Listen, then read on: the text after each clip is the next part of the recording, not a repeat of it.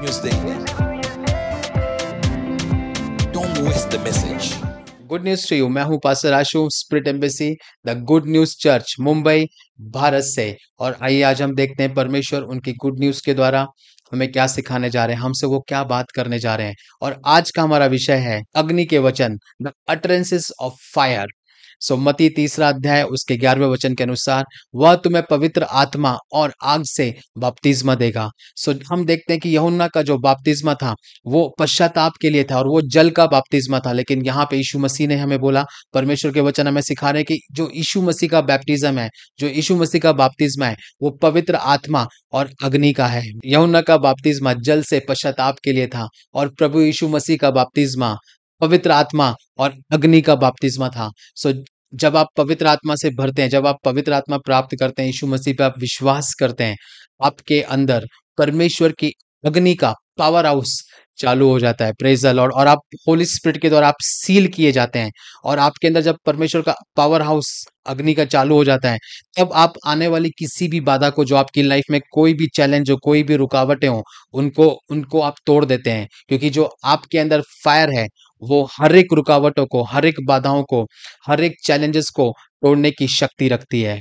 Praise the Lord, praise the Lord. कोई तो भी आज बहुत डीप बातें सीख रहा है। Praise the Lord. देखिए, जब आप शब्दों को बोलते हैं तो उनके अंदर खुद की कोई शक्ति नहीं होती है, बल्कि वो शक्ति को कैरी करने वाले एक पात्र होते हैं। यानी कि जब भी आप शब्द रिलीज करते हो, वो शब्द खुद पावर नहीं है, लेकिन वो शब्द पात्र होते हैं। यानी कि वो कैरियर्स होते हैं उस पावर के, जो परमेश्वर की पावर आपके अंदर है। और ये जो शक्ति है, ये आपके लाइफ में प्रार्थना की जगह से और उस ध्यान करने वाली जगह से आती है।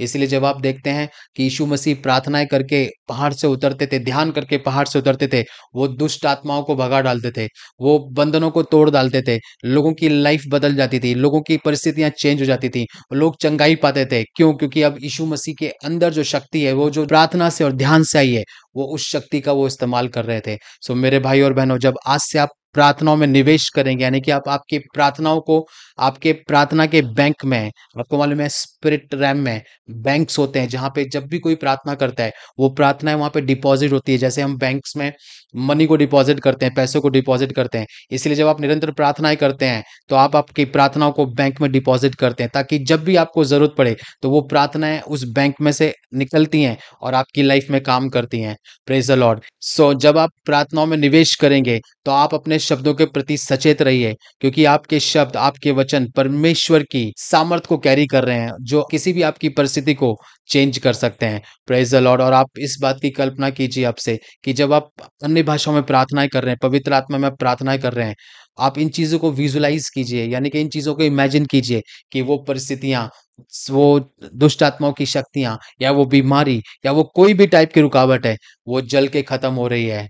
Praise the Lord. और इसी तरह जब आपके वचन आग से पूरे भर जाते हैं, जब आपके शब्दों में परमेश्वर की आग भर जाती है, तो आपके लिए आत्माओं को जीतना, इवेंजलिज्म करना बहुत इजी हो जाता है। क्योंकि अब जो आपके शब्द आ रहे हैं, आपकी बातें आपके मुंह से आ रही हैं, वो उनके हृदय को, उनके मन को वो परिवर्तन कर सकते हैं, और वो आपके शब्द उनको प्रभु यीशु मसीह की ओर मोड़ सकते हैं। Praise the Lord. आइए हम भविष्यवाणियों की घोषणा करेंगे।